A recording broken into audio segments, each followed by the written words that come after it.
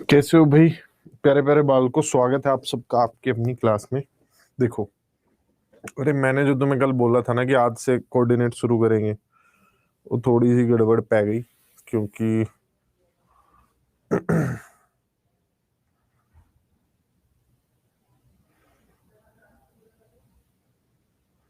कौन सी क्लास हटा दी श्यामल सिंह ने? तो वो मुझे लगा आज 28 जुलाई है, वो बैच 28 जुलाई से शुरू हो रहा है, तो उसके साथ कोऑर्डिनेट ज्योमेट्री शुरू होगी। तो आप लोगों के पास बोनस एक दिन और है, आप लोग डाउट्स पूछ सकते हो, बताओ।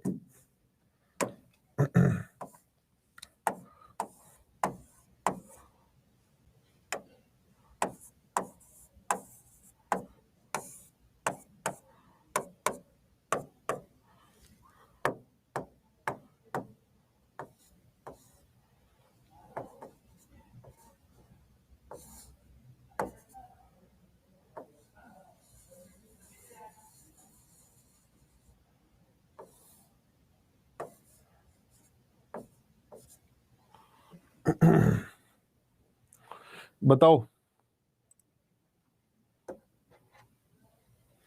सर, आज वो पूरा ही करवाना पड़ेगा स्टार्टिंग से, तो मैं वापस वो टॉपिक पढ़ाऊंगा क्योंकि जिस हिसाब से भी सिलेबस चेंज हुआ है उसमें आपको ग्रुप डेटा का भी सिखाना है, तो वो इकट्ठे ही करेंगे।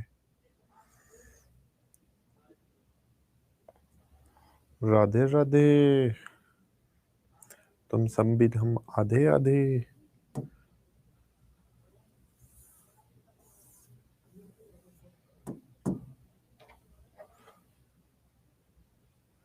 चलो, मौका है, डाउट पूछ लो फटाफट, सभी लोग अपने डाउट्स निकाल लो, कल कुछ बच्चों के रह गए थे चलते चलते लास्ट टाइम पे।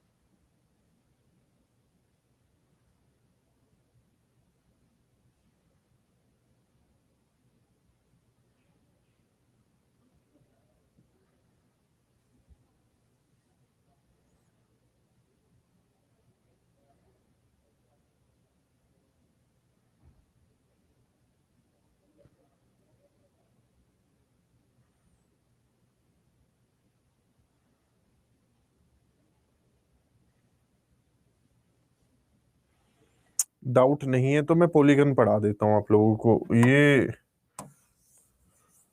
देखो,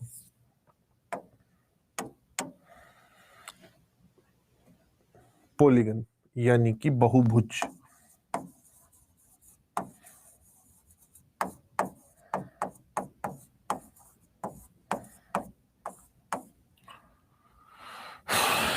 पॉलीगन जो होते हैं दो तरीके के होते हैं, कॉन्वेक्स और कॉनकेव। ठीक है, कॉन्वेक्स पॉलीगन कैसा होता है? ये कॉन्वेक्स पॉलीगन है और ये कॉनकेव पॉलीगन है। जिस पॉलीगन में उसका कोई भी इंटरनल एंगल 180 डिग्री से ज्यादा हो जाता है, यानी कि अंतः कोण 180 डिग्री से ज्यादा हो जाता है, एक रिफ्लेक्सिव एंगल बन जाता है, तो कॉनकेव बन जाता है। ठीक है, तो ये कॉन्वेक्स है, कॉनकेव वो है। वो सिलेबस में नहीं है, ये आपके सिलेबस में है। अब आगे पढ़ते हैं। पॉलीगन में एक होते हैं रेगुलर पॉलीगन। क्या होते हैं? Regular polygon. रेगुलर पॉलीगन अर्थात समबाहुभुज, समबाहुभुज इनमें मान लिया ऐसे ये कोई रेगुलर पॉलीगन है, तो इसमें सारी साइड क्या होती है? इक्वल होती है। ठीक, सारे एंगल इक्वल होते हैं, सारी साइड और सारे एंगल इक्वल होते हैं। क्लियर? रेगुलर पॉलीगन्स में सारी साइड और सारे एंगल इक्वल होते हैं। आगे चलो, इनमें डायगोनल्स कैसे फाइंड किए जा सकते हैं, यानी कि विकर्ण कैसे फाइंड किए जाते हैं। देखो, जैसे ये एक आपके पास फिगर है, आप इस बिंदु से ना तो यहां डायगोनल डाल सकते, ना यहां डाल सकते, ना यहां डाल सकते। टोटल कितने बिंदु है इसमें? 1 2 3 4 5 बिंदु हैं। 5 में से 3 जगह मैं नहीं डाल पाऊंगा। 5 में से 3 जगह मैं डायगोनल नहीं डाल पाऊंगा, बाकी जगह तो डाल सकता हूं। एक खुद पर और एक अपने राइट और लेफ्ट पर डायगोनल नहीं डलता, क्योंकि उनसे हम डायरेक्ट पहले ही कनेक्टेड रहते हैं। डायगोनल डलता है इन दूसरे वालों पर। ठीक है, अब जैसे मैंने यहां से डाला, जैसे मैंने ये डाला, ऐसे मैं इस बिंदु से भी डायगोनल डालूंगा और इससे भी डायगोनल डालूंगा। यानी ये खुद और अपने आसपास के 2 पॉइंट के अलावा हम डायगोनल डालेंगे, और ऐसा हम हर पॉइंट से कर पाएंगे। मतलब जैसे मैंने यहां से डाले 2, ऐसे ही मैं यहां से भी डालूंगा 2। ठीक है, किंतु परंतु ऐसा करने में रिपीटेशन आने लगेगा। जैसे देखिए, जब मैं इधर से डालूंगा ये और ये, तो ये वाला वापस काउंट हो गया, एक बारी एक्स्ट्रा काउंट हो गया। जैसे मैं यहां से डाल रहा हूं तो ये वाला एक्स्ट्रा काउंट हो गया, और भाई ये वाला एक्स्ट्रा काउंट हो गया। मतलब ऐसे कुछ कुछ एक्स्ट्रा काउंट हो जाएंगे। देखो, सारी लाइनों पर आप देखेंगे कि डबल कलर्ड लाइनें हैं। इससे ये वाला एक्स्ट्रा काउंट हो जाएगा और इससे ये वाला एक्स्ट्रा काउंट हो जाएगा। तो हर लाइन मैंने 2 2 बार गिन ली, 2 कलर बने हुए हर लाइन पे। इसके लिए मुझे क्या करना पड़ेगा? इसका हाफ करना पड़ेगा। अर्थात नंबर ऑफ डायगोनल्स जो है वो कैसे निकाल सकते हैं आप? n इंटू n माइनस 3/2 से निकाल सकते हैं। ठीक है, किसी फिगर में कितने वो हैं साइड्स है, उसके बेसिस पे आप नंबर ऑफ डायगोनल्स निकाल सकते हैं। जैसे मैं आप लोगों को कहूं, एक ओक्टागन में, एक अष्टभुज में कितने डायगोनल होंगे बताना जरा। एक अष्टभुज में, एक ओक्टागन में, 8 भुजा वाली आकृति में कितने डायगोनल होंगे? तो नंबर ऑफ डायगोनल्स हो जाएंगे 8 गुणा 8 माइनस 3। हर बिंदु से उस खुद को छोड़कर और साइड के 2 छोड़कर, 3 छोड़कर, बाकी सब पर डायगोनल डल जाएगा। अब इसका हाफ करूंगा इसलिए क्योंकि हम 2 2 बारी गिन लेंगे, ऐसे करेंगे तो कितना आ जाएगा? 20। तो नंबर ऑफ डायगोनल क्लियर हो गया आप सभी को। एक्सटीरियर एंगल,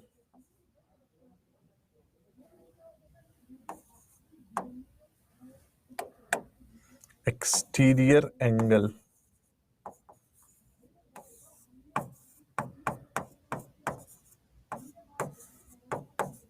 बाह्य कोण। कोई आकृति बना लेते हैं,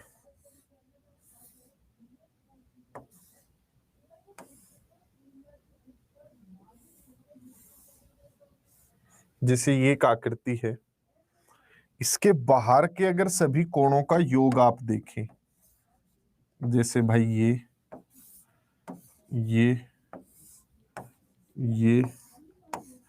ये ये और ये, अगर आप ऐसे देखेंगे तो आप वापस घूमकर कहाँ आ जाएंगे? वापस सेम पॉइंट पर आ जाएंगे। देखो, यहां से यहां, यहां, फिर जब आप यहां आए यहां, फिर यहां, सेम उसी पॉइंट पर आप वापस आ गए। यानी कि आप पूरा एक चक्कर लगा लेंगे। तो सम ऑफ ऑल एक्सटीरियर एंगल्स, सभी बाह्य कोणों का जो योग होता है वो 360 डिग्री होता है। ठीक है, एक्सटीरियर एंगल्स का सम 360 डिग्री होता है। लेकिन एक रेगुलर पॉलीगन में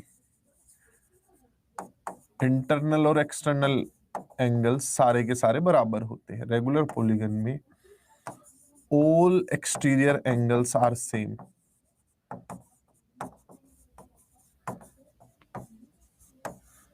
बराबर होते हैं। जैसे देखिए, मैं आप लोगों के सामने बढ़िया हेक्सागन का निर्माण करता हूं। ये हेक्सागन है, इसके भैया सारे एंगल ना, सारे के सारे एंगल थीटा है। ये सारे के सारे एंगल क्या है? थीटा।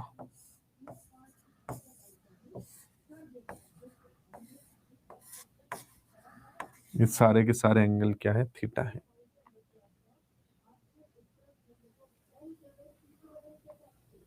ठीक है, तो 6 थीटा कितना आ गया? 360 डिग्री आ गया।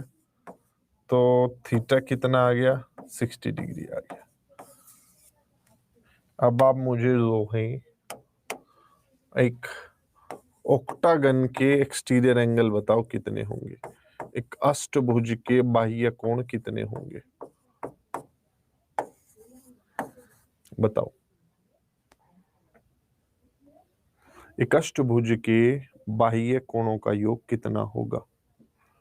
एक्सटीरियर एंगल्स का सम।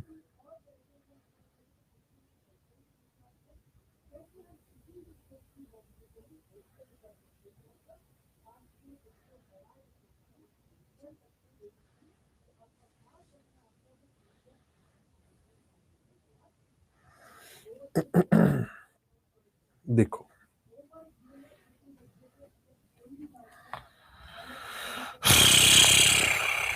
ऑक्टागन यानी कि अष्टभुज टोटल 360 डिग्री है। 8 एंगल बन रहे हैं तो सारे 45-45 डिग्री के बनेंगे। ठीक है, चलो चलते हैं आगे। देखिए, एक ट्रायंगल के अंदर के कोणों का योग कितना होता है? एक चतुर्भुज के कोणों का योग कितना होता है?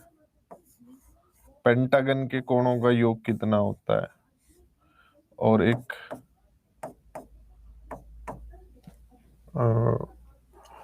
इसके कोणों का योग कितना होता है?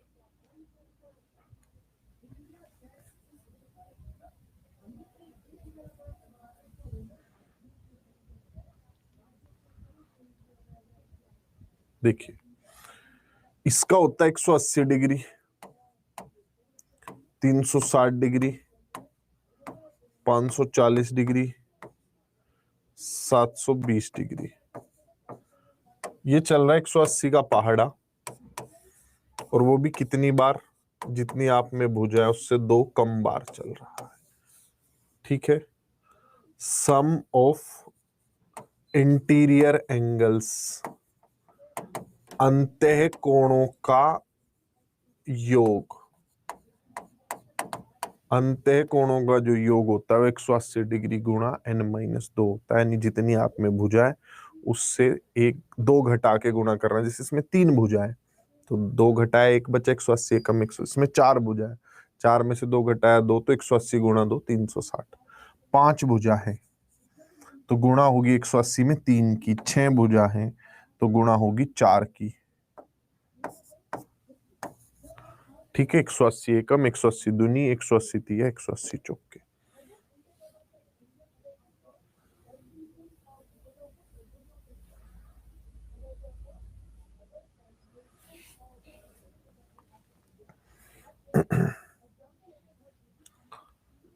ठीक है, अब एक रेगुलर पॉलीगन में,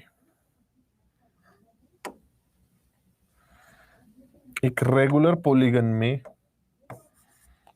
उसमें क्या होगा? सारे इक्वल रहेंगे।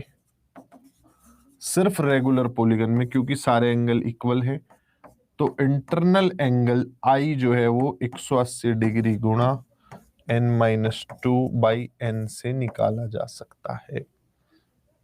ठीक है, भाई आप नंबर ऑफ एंगल से डिवाइड कर दो, सब में बराबर बांट दो। योग तो जो ऊपर लिखा है वो है, लेकिन एक रेगुलर पॉलीगन में, एक समबाहुभुज में जिसमें सारे कोण बराबर है, तो आप भाग करके बांट दो सब में बराबर बराबर।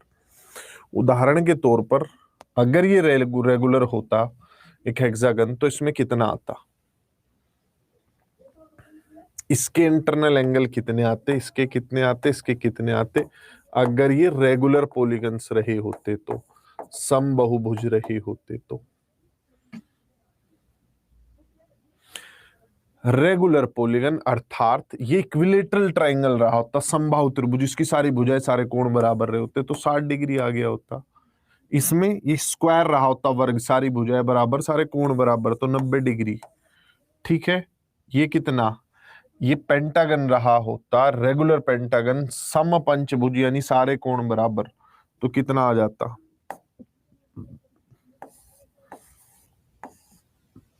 ये कितना आ जाता।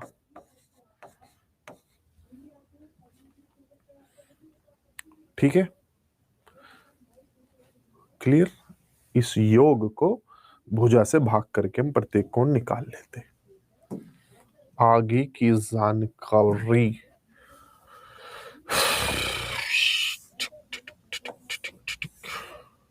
जैसे ये आकृति है भैया, इंटरनल एंगल और एक्सटर्नल एंगल का जो सम होता है वो 180 होता है, ये भी बात ध्यान रखिएगा, इसमें भी कोई डाउट नहीं होना चाहिए आपको। ठीक है, इंटरनल प्लस एक्सटर्नल एंगल का सम क्या होता है, 180 डिग्री होता है।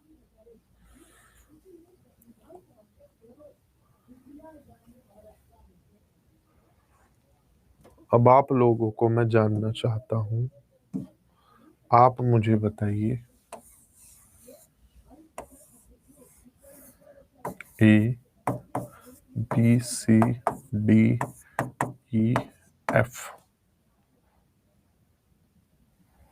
मेरा ऐसा ही है भाई, मैं कुछ भी पूछ लेता हूं। आप मुझे ट्रायंगल डी एफ बी का एरिया बताइए क्या होगा। ट्रायंगल डी एफ बी का एरिया बता दीजिए क्या होगा यदि ये साइड ए है।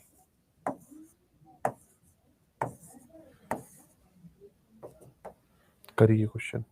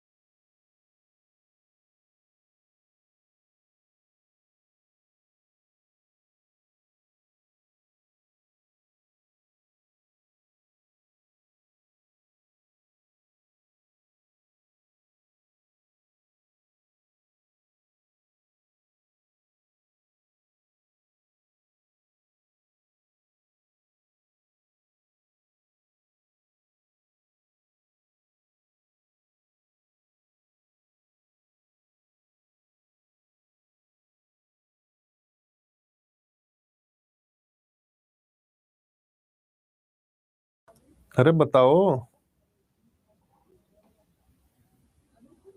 तो हिम्मत सी हार गई बिल्कुल।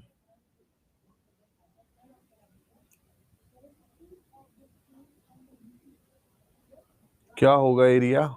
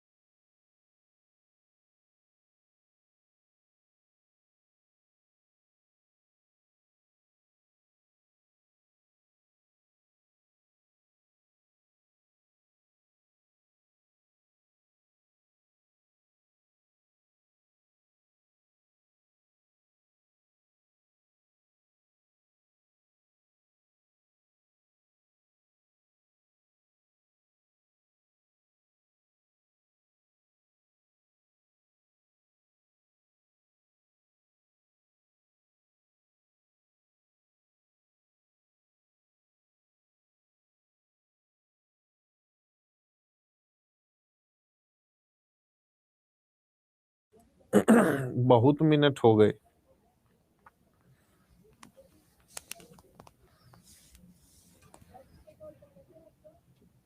भावना,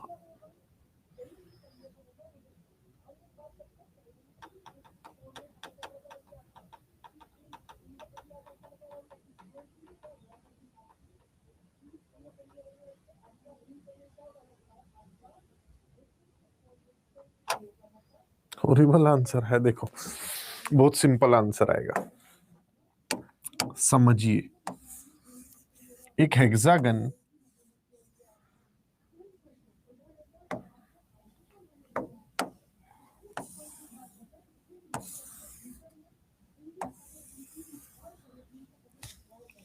हेक्सागन का पूरा एंगल कितना होता है? ये पूरा एंगल बताइए।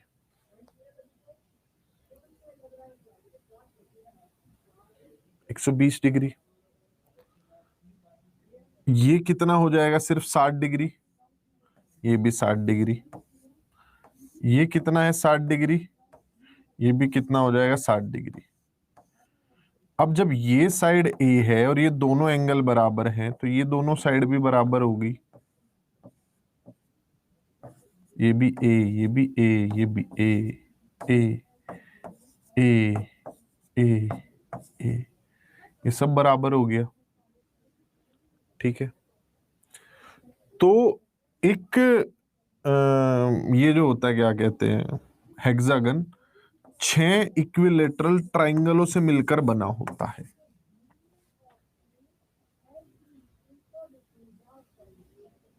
ठीक है। यानी इसका एरिया जो होता है 6 × √3/4 ए स्क्वायर होता है। मैं गलत कहूं तो बताना भाई।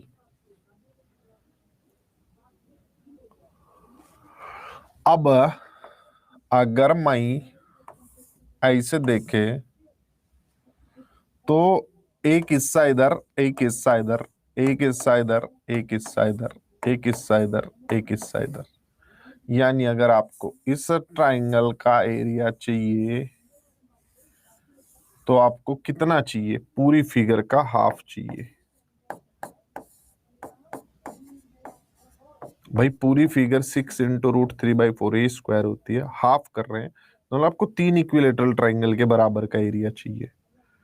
कितना आ जाएगा? 3 √3/4 ए स्क्वायर। 3 √3/4 ए स्क्वायर।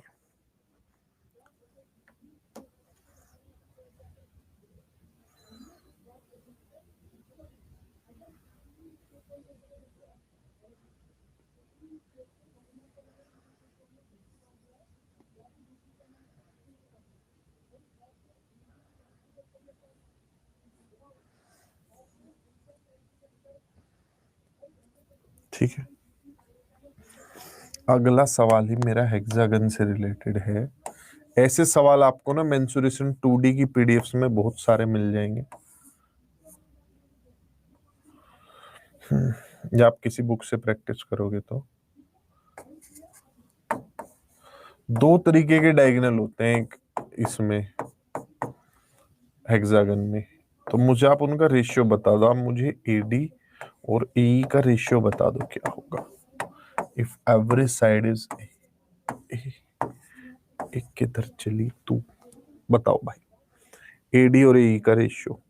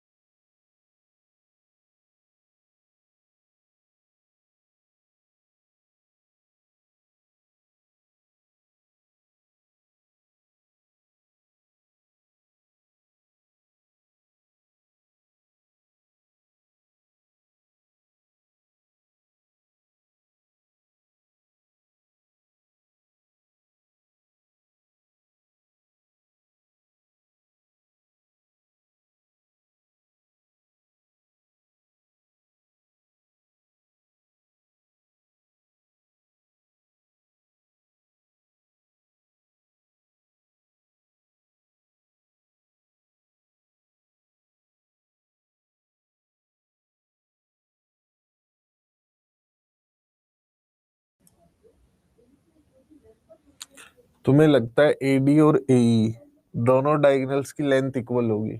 इक्वल नहीं होगी। अब कितनी होगी वो कैलकुलेट कर लो, इक्वल तो नहीं होगी।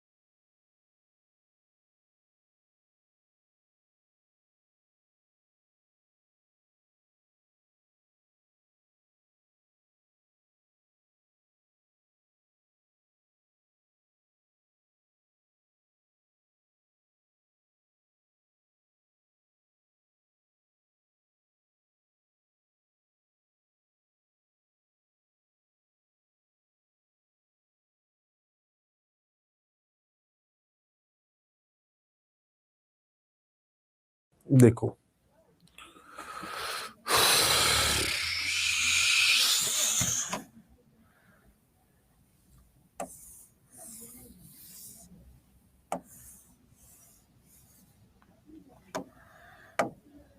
लेकिन तुम लोग ना ट्राई नहीं करते हो बिल्कुल, मतलब मन से, जिसे ट्राई बोलते हैं।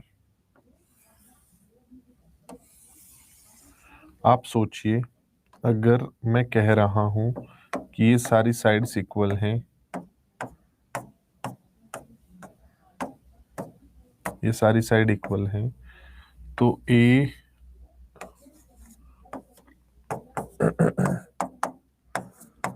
ये लेंथ ए, ये लेंथ ए, तो एडी की लेंथ कितनी होगी? 2a हो गई,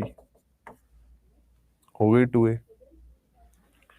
अब कल मैंने आपको पढ़ाया था हाइट कितनी होती है इक्विलेटरल ट्राइंगल की, √3/2a।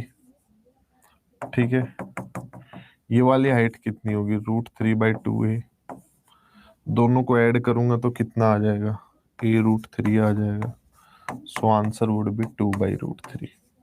मतलब इतने खत्म खत्म सवालों में भी तुम हथियार ऐसे गिरा जाते हो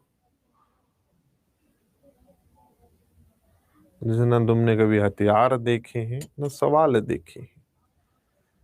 कैसन चलेगा जी ऐसा?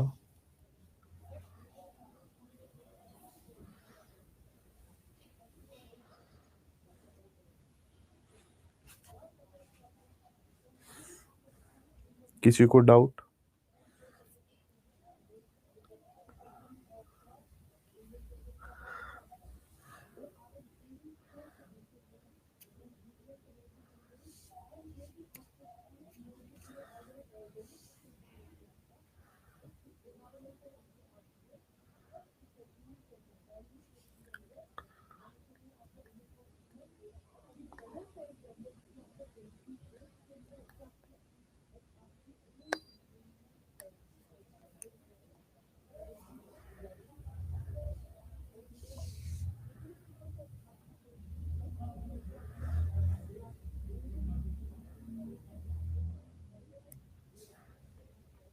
देखो,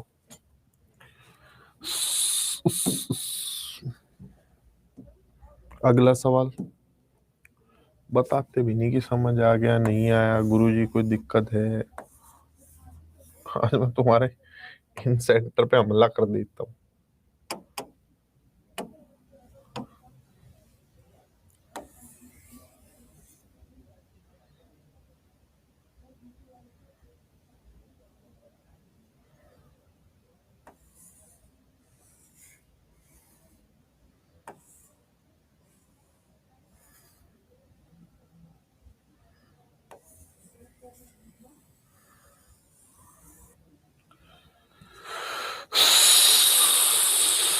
मुझको तुम इन दोनों सर्किल का रेशियो बता दो, सर्किल 1 और सर्किल 2 का एरिया का रेशियो बता दो।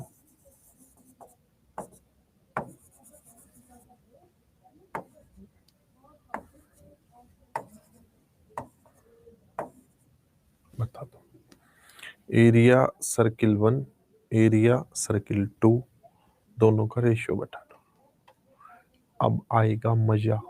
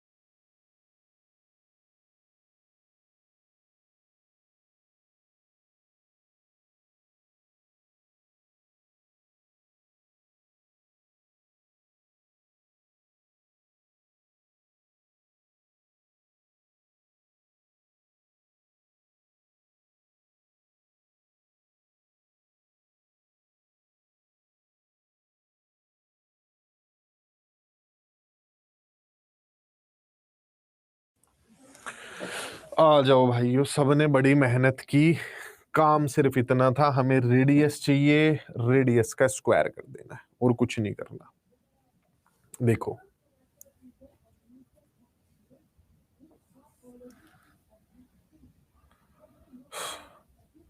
पहले मुझे इंटरनल सर्किल का अगर रेडियस चाहिए तो मुझे ये चाहिए। इंटरनल सर्किल का रेडियस जो आएगा वो कितना आएगा, √3/2a आएगा। इस बात से सहमत हो आप मेरी? एक्सटर्नल सर्किल का जो रेडियस आएगा वो ये आएगा, ये मतलब ये वाला। ये इंटरनल रेडियस है, ये एक्सटर्नल रेडियस है, तो ये कितना आ जाएगा, ये ए आ जाएगा। ठीक है, तो ऊपर वाला हो गया ए। अब इनके स्क्वायर कर दूंगा तो एरिया का रेशियो आ जाएगा। ध्यान रखिए, कभी भी आपको एरिया का रेशियो चाहिए हो तो स्क्वायर करना होता है, वॉल्यूम का रेशियो चाहिए हो तो क्यूब करना होता है। क्यों आपको लग रहा होगा पाई नहीं लिया, भाई पाई का कोई महत्व ही नहीं है, वो एक कांस्टेंट है, उससे रेशियो पे कोई फर्क नहीं पड़ेगा, कट जाएगा। ये बात हमेशा ध्यान रखा करो।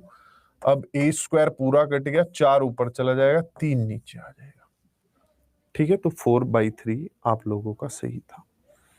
ऐसे क्वेश्चंस जितने ज्यादा करोगे ना, आपका माइंड खुलेगा, एक बहुत भयंकर लेवल की खुशी आएगी, वो एनर्जी देगी पढ़ने की, समझने की चीजों को।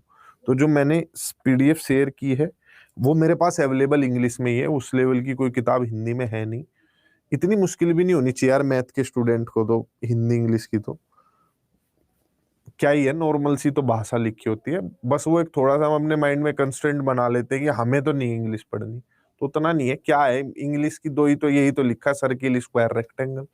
तो कोशिश करना है कि ज्यादा से ज्यादा आप चीजों को कर पाओ, और वहां आपको ऐसे बहुत सारे क्वेश्चन मिलेंगे। हालांकि इजी क्वेश्चंस की प्रैक्टिस ज्यादा करनी है क्योंकि उनका नंबर ज्यादा होता है।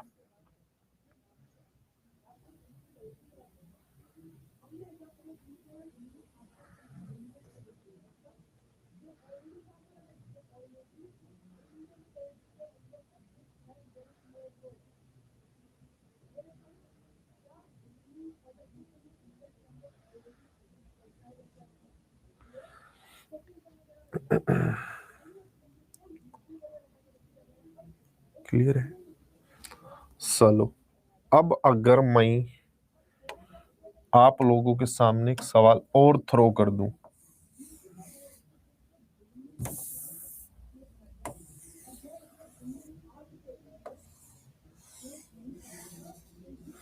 आज हेक्सागन की गोभी खोद लेते हैं। आप लोग जो है, मुझे ये वाला एरिया बता दो कितना होगा। बहुत आसान है, अब आप जितना सीख चुके हैं उस हिसाब से काफी आसान है। ये एरिया बताओ कितना होगा, येलो शेडेड पोर्शन का। और दूसरा कर लेते हैं भाई, ऐसे ही एक और सवाल है, अच्छा सा सवाल है काफी।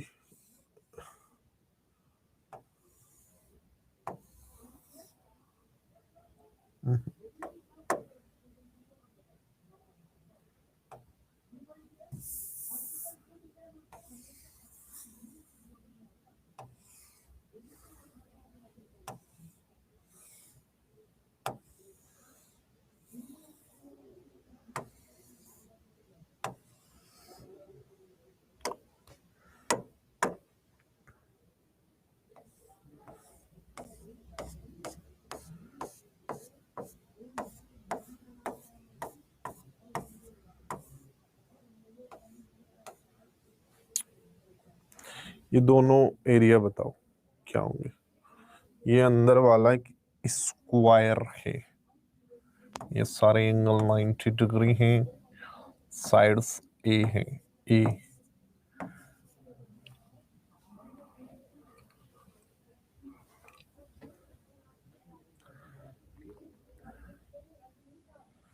बताओ भाई।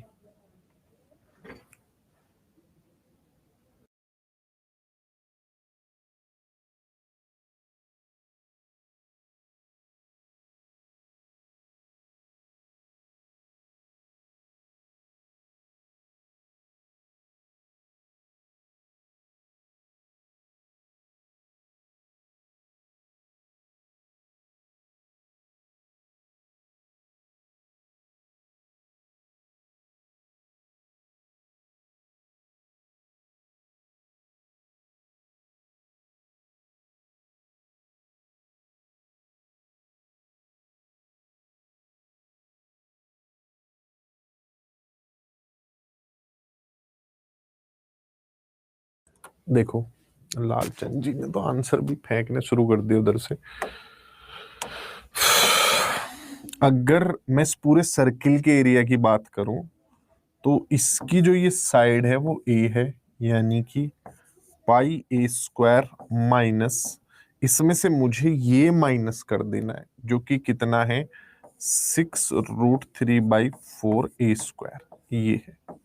ठीक है, तो ये एरिया आ गया। क्लियर? अब आ जाओ इधर।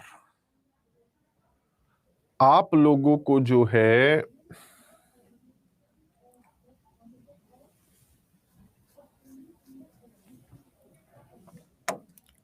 सबसे पहले ये पिंक एरिया चाहिए होगा। ये पिंक एरिया, पिंक एरिया कितना है? पिंक एरिया है, यहां से अगर आप इस सर्किल को देखेंगे तो इसका रेडियस कितना है? a/√2। ये जो आप अंदर सर्किल देख रहे हैं, ये वाला पिंक सर्किल, इसका जो डायामीटर है वो a√2 है, डायगोनल स्क्वायर का, और उसका हाफ कर दो तो रेडियस आ जाएगा a√2। तो पिंक एरिया निकालने के लिए मुझे पाई इसके स्क्वायर में से a²/2 में से माइनस करना है इस स्क्वायर को, a स्क्वायर को, तो आ गया मेरा पिंक एरिया। ठीक है, अब मुझे चाहिए येलो पार्ट। येलो पार्ट के लिए मुझे ये ग्रीन हिस्से में से माइनस करना होगा पिंक हिस्से को। अगर मैं इन ग्रीन हिस्सों में से पिंक हिस्सा माइनस कर दूं तो मेरे पास जो है येलो आ जाएगा। तो आ जाओ ग्रीन देख लेते हैं कितना होगा। ग्रीन का जो ग्रीन है क्या, ग्रीन एरिया जो है ये बना हुआ है मिलकर दो सर्किल से। 4 सेमी सर्किल है, तो कुल मिलाकर 2 सर्किल है जिनका रेडियस है a/2। ठीक है, तो ये कितना आ जाएगा पाई a²/2। ग्रीन पार्ट को अगर आप देखें तो हमें पाई a²/2 में से माइनस करना है। इसे माइनस करने पर सिर्फ बचेगा ए स्क्वायर, जो कि इस क्वेश्चन का आंसर होगा। येलो पार्ट स्क्वायर के बराबर आएगा। ठीक है, clear like clinic whole clear.